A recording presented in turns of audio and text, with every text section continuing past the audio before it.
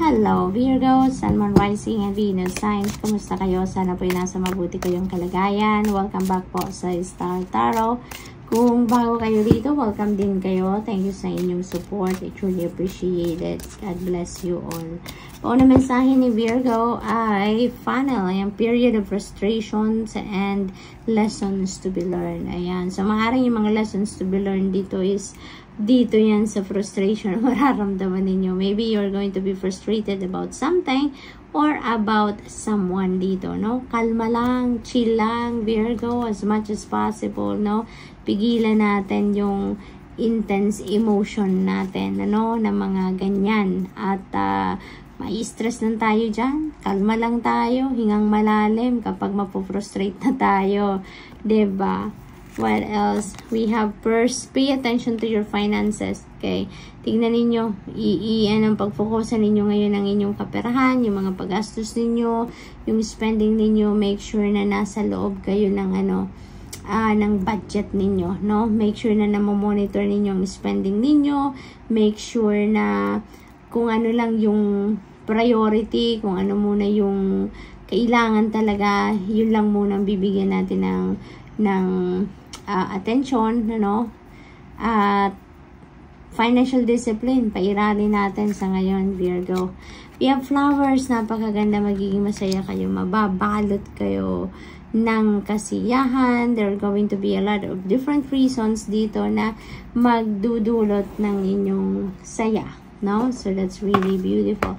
There are going to be blessings dito coming in, Virgo, na ikakatuwa ninyo.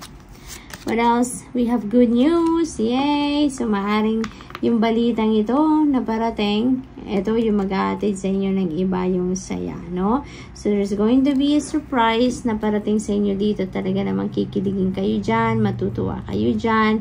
It's going to be very beautiful news, no? There could be also miracles, no? Na mangyayari. May mga mag-unfold din dito na miraculous events. Kaya siguro talagang iba yung saya din na mararamdaman ninyo, Virgo. So, you are so blessed.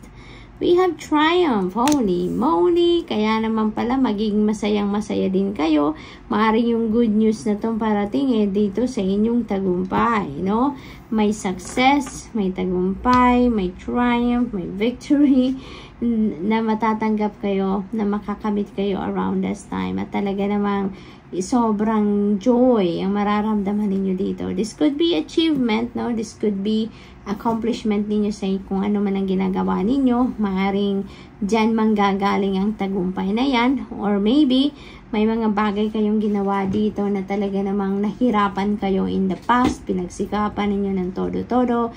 And now that you're going to finish it up with flying colors, talagang sobrang saya ang mararamdaman ninyo dito sa inyong tagumpay na yan. Relaxation na yan. Panahon na para naman mag-chilla naman kayo, no? Muna, pahinga muna kayo ngayon, Virgo. Maaring dahil kayo nagagaling kayo sa tagumpay, 'di ba? Kaya maaaring na-exhaust kayo diyan. Na-exhaust ang inyong energy, ang napagod kayo diyan, na-stress, kaya magpahinga muna kayo, okay? It's time to relax, it's time to replenish the lost energy, it's time to rejuvenate, to recuperate and recharge. Nang sa gayon, may balik na muna ninyo ang inyong lakas. What else? Queen of Pentacles, this is wealth. This is wealth. This is really good news na parating sa inyo dito.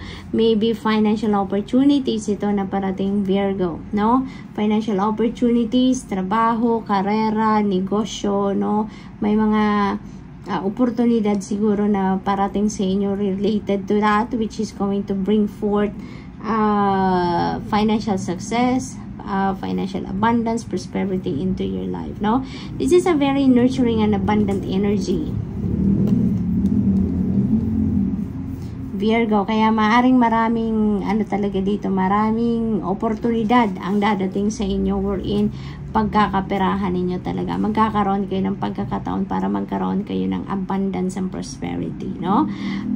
Maybe also dahil very nurturing energy din ito, maaari ang iba din sa inyo dito is a mom already, or maaari din na you are providing care para sa inyong mom, or maybe you are also caring for for kids, no? Or most likely, parents talaga ang inaalagaan ng iba sa inyo dito, Virgo. We have 8 of Pentacles. Holy moly, financial reward ito. Pagdating naman sa inyong trabaho. So, maaaring yung kaperahan na to, no, ay manggagaling sa inyong trabaho. Maaaring yung financial blessings na to, financial opportunities na to could come from work, kasi maaaring ang iba sa inyo dito ma-offeran din ng promotion, ma-offeran ng pay raise, maaaring ganon, ano, dahil sa sobrang sipag din ninyo, no, sa sobrang tiyaga ninyo, sobrang effort ninyo sa ginagawa ninyo, maaaring ano na kayo dito, ma-promote, no, mabigyan kayo ng recognition, ma-recognize ng sipag ninyo, no, kaya mas maraming tao na din ngayon na makakapansin sa trabaho ninyo, mas marami na din kayong recognition na marireceive dito dahil ma-appreciate na ng mas maraming tao siguro ang kung ano man ang inyong ginagawa dito, Virgo. So, good luck to that. We have 3 of Swords. Ayan. So, parang napagod kayo dito, no? Kaya naman pala kailangan ninyo na mag-relax. Ayan, Virgo. Maaring ang iba naman sa inyo dito, you know, this could be frustration talaga, no? Yung 3 of Swords na to. Maaring yung naka-frustrate sa inyo dito, this could be someone you love, no? Maaring meron kayo ditong, nasaktan kayo dito ng isang tao na mahal ninyo sa buhay, no? Maaring yun doon nanggagaling ang frustration na naramdaman ninyo because maybe you didn't expect na yung taong ito ay makakagawa ng something na hindi ninyo ikakatuwa, na hindi ninyo ikaka-proud, or alam mo yun, yung hindi ninyo talaga magugustuhan. Kaya parang sobra-sobra yung frustration na naramdaman ng iba sa inyo dito, no, Virgo?